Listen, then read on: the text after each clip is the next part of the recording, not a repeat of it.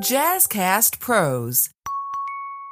Today we have a remarkable guest joining us who embodies resilience, empowerment, and community support. The once single mother of three turned her challenges into opportunities by starting a nonprofit agency dedicated to empowering single mothers. Through her organization, she's helping them gain trade certifications or higher educations, paving the way for self-sufficiency and a brighter future. Welcome to Fearless Fridays with Maryann, the podcast to help you get unstuck, heal your inner child, and reshape your future. I am your host, Maryann Rivera Dannert, and with over 10 years of experience as a coach, author, speaker, and owner of MRD Empowerment Solutions, I use my personal life experience with trauma, healing, and rediscovery as a catalyst for personal growth. My mission is to empower you to discover and unlock your full potential, paving the way to a life marked by freedom and balance. Together, we'll tackle the tough stuff and find the strength within to rise above. Hello, Gail. So let's get started. Tell us a little bit about yourself. Who are you and how did you get to where you are today? Well, I'm Gail Showalter. I was a single mom myself for 16 years. I had 3 babies in 3 years. Don't recommend that. And I was really a busy person. I remarried several years ago, and I always had a heart for single moms. So in 2007, I established a nonprofit to help empower single mothers with education. And it's called Smore for Women, SMORE, which stands for Single Moms Overjoyed, Rejuvenated, and Empowered.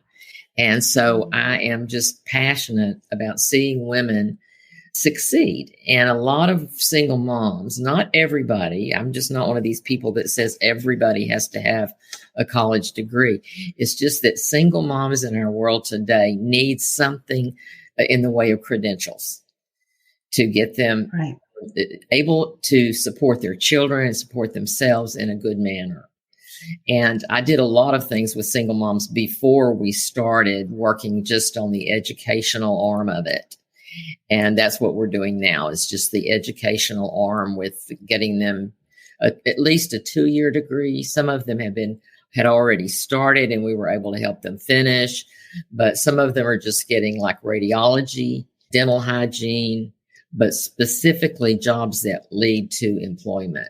I love that. So you mentioned that, you were a single mom for a while. Did you end up going back to school, and what was that like? Well, I did have a bachelor's degree, which made it possible for me to teach. The problem was I could teach, but I was teaching theater and art and things that are not easy to get jobs doing.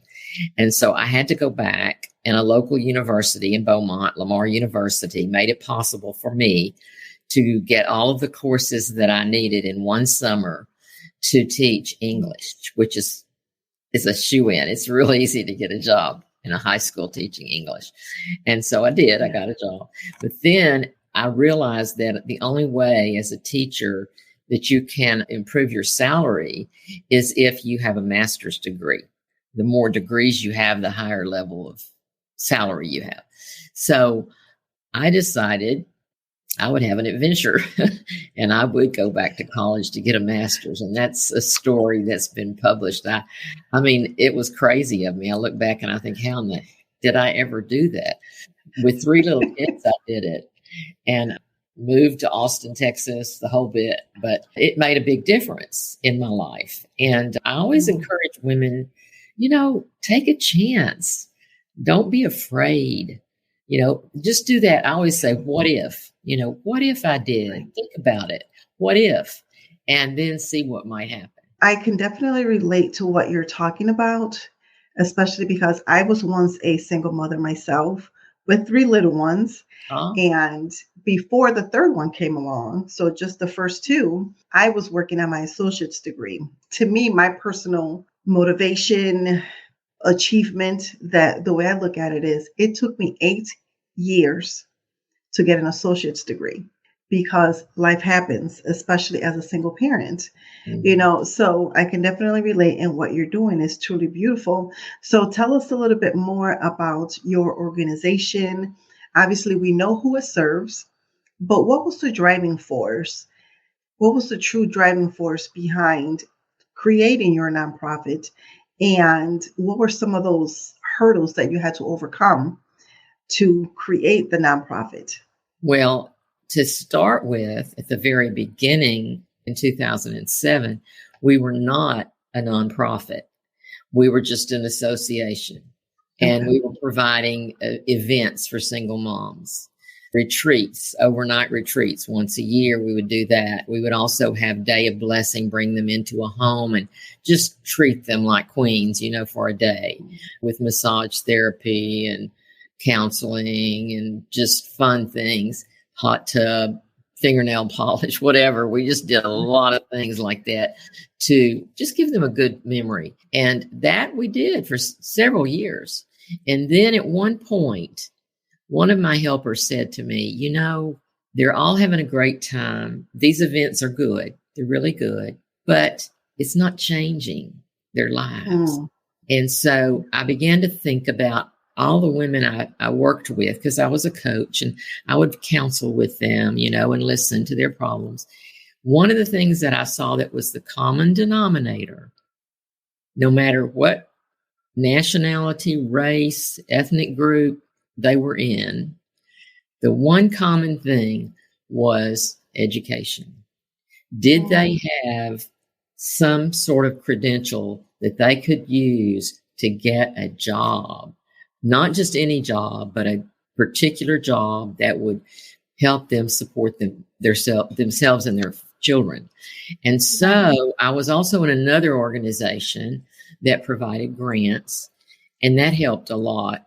But we started with just one. I had visited some facilities in Texas that are really remarkable, where they house the moms, they help them go to college, they just provide all that they need, their child care, the whole bit. But that takes loads of money. And we didn't Right. have loads of money. And so I thought, well, we'll just start with one person. And we Mm. did. We started with one person, and she became a social worker.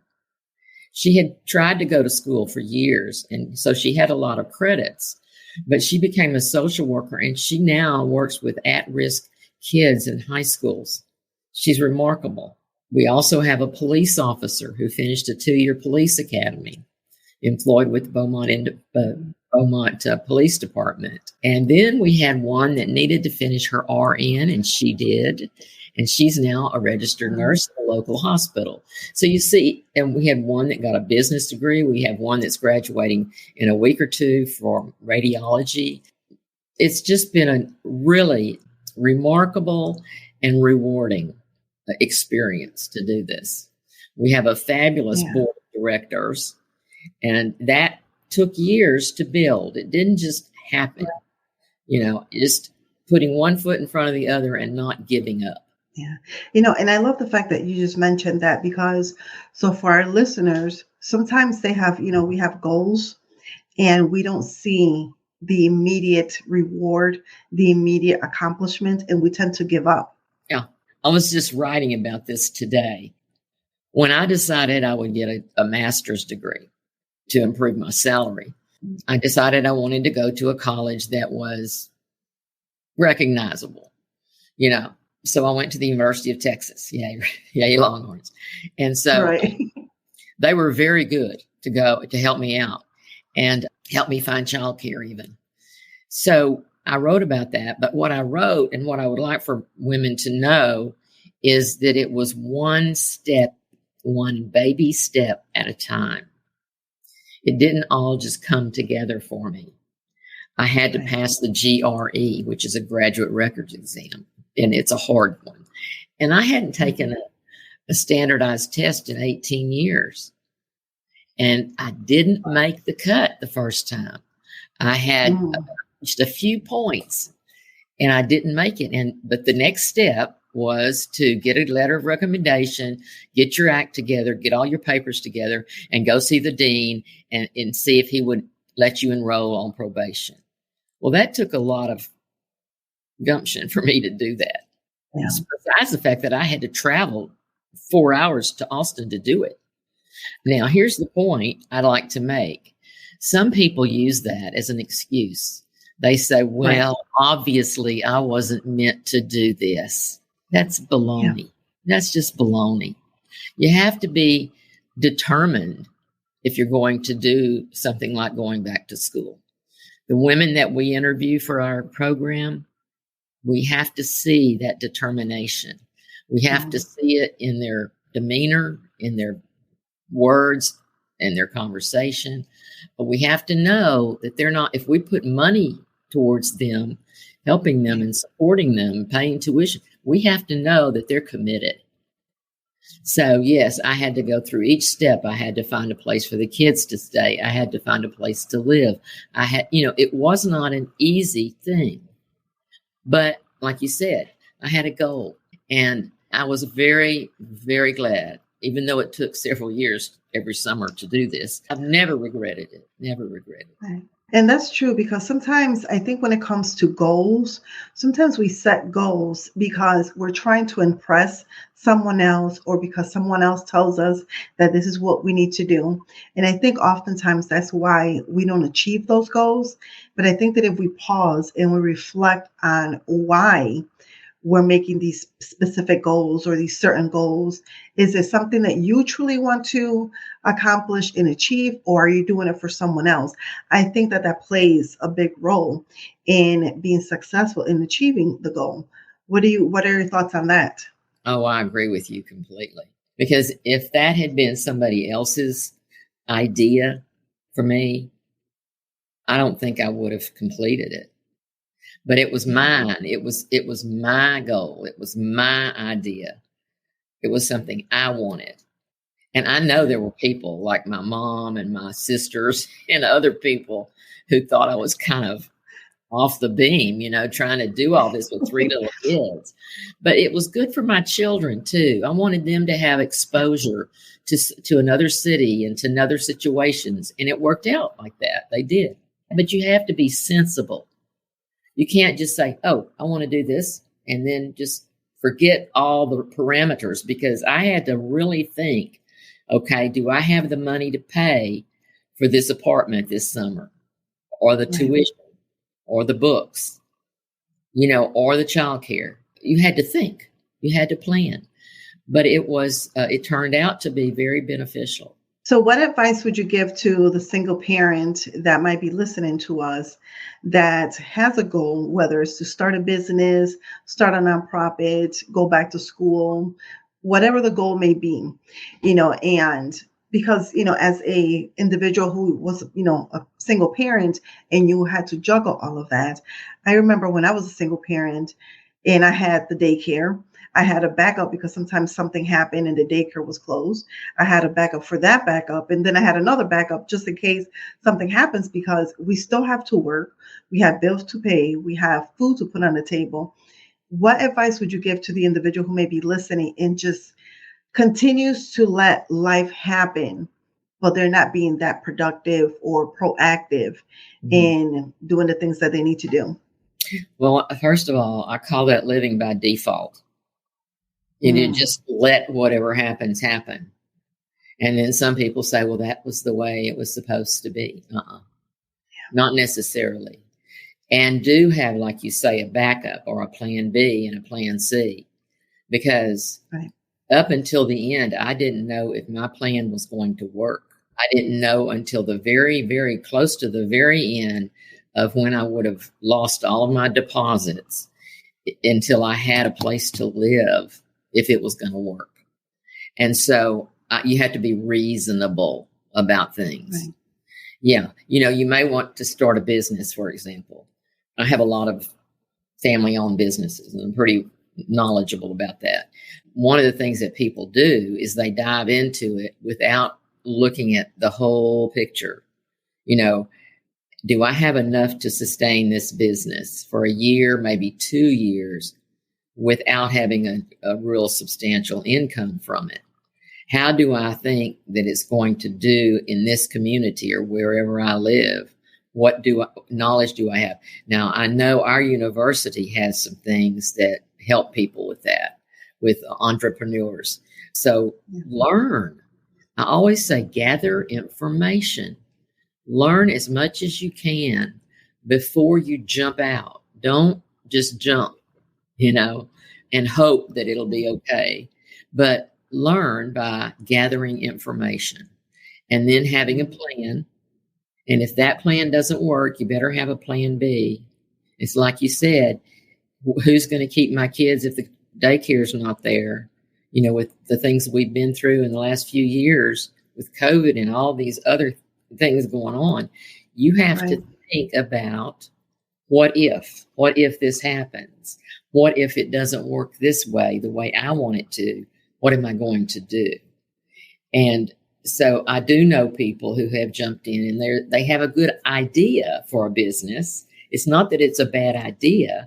It's just that you do have to think about all the parameters, all the possibilities, not just the good possibilities, but what if this or that happens that would make it harder? So I agree with you there. Have a backup. And I think it's also important for, aspiring entrepreneurs, business owners to understand that typically during the first couple of years, you're not going to be making any money. That's right. So it's important to start, if you have a job right now, to start saving, make sure that you clear up that debt, and you have to make sure that you're very clear on your why, because when those checks are not coming in, but yet these invoices are coming in, bills are piling up, that your why is what's going to keep you going. Exactly. Absolutely. Yeah. So how does one, in addition to, the couple of tips that I just shared, how does one prepare to become an entrepreneur, be a business owner? Oh my, that's a good question. Well, first of all, like I said, gather information, and not just book learning or not just on the internet. Go to people who have actually done something similar and ask for their advice. Take input from other people and take it seriously. Don't say, well, that wouldn't happen to me because it could happen to you. And then do your research. Is there really a market where you are, where you're planning this business to be? Is there really a market for your business? And if there is, then great. But that's something that I see people don't do a lot of times. They have a good idea, whether it's a candle shop or a coffee shop. They have a good idea, but there's not a market out there for it. People aren't going to, maybe the location's not right. They're not going to go there for coffee. Maybe you're competing with Starbucks. Who knows? So you really do need a lot of knowledge before you jump into a business. Now, ours is a nonprofit, so it's not quite the same as being an entrepreneur, but we have to bring in money. And that's similar to business. We have to bring in money. And one of the ways that we have been successful is because there is a group that got involved with us that knows all the ins and outs of how to have a big bingo event. And I'm telling you, I've been sit back and just watch it happen. And I go, wow, because I don't know beans about bingo, but I realized that there were that many people that love bingo. And so we have these bingo events. They're very casual. We have a buffet dinner that's very good, but not expensive. It's not a flashy event like, most towns. I'm sure wherever other people are listening, towns that have these big dinners, you spend a lot on those dinners to make a little money, but we make a lot of money in one night, and we have a full house every time, and we usually have to turn people away. So we have sponsors. We have people that like to sponsor what we're doing in our community. But because of that, we have a really solid financial foundation. If we didn't have that, we couldn't be going. We couldn't be doing it, because what we do is we pay for tuition if they don't have aid. We pay for books. If they need help with their automobile, we help with that. If they need help with childcare, we help with that. So we have a support system that we're providing, which all includes the need for finances. But it's been very beneficial in the community when you say to people, we have a single mom, she needs this, this, and this. They love it. They support it. One Christmas, we had a mom whose 2 daughters had lost their bicycles in the hurricane. We have that down here where I live. And people are generous, We got the girls brand new bikes for Christmas. So it's just getting the feel for where your funding is going to come from. And if it's a business, that's even more difficult because you have got to prove that you're going to bring in clientele who are going to pay for your product, whatever it is, service, product. I love that. So shifting gears a little bit, you are on the Fearless Fridays podcast. How are you living a fearless life? Very good question. Well, at my age, I've lived through a lot. And so my past experiences have helped me with my future experiences. I've learned to meditate. I've learned to live now and not anticipate problems. Like my mother said, don't borrow worry. Don't borrow a problem that you may not have. And I've learned to do that. I've had a lot of health issues at my age, and I've learned to just not let them pull me down.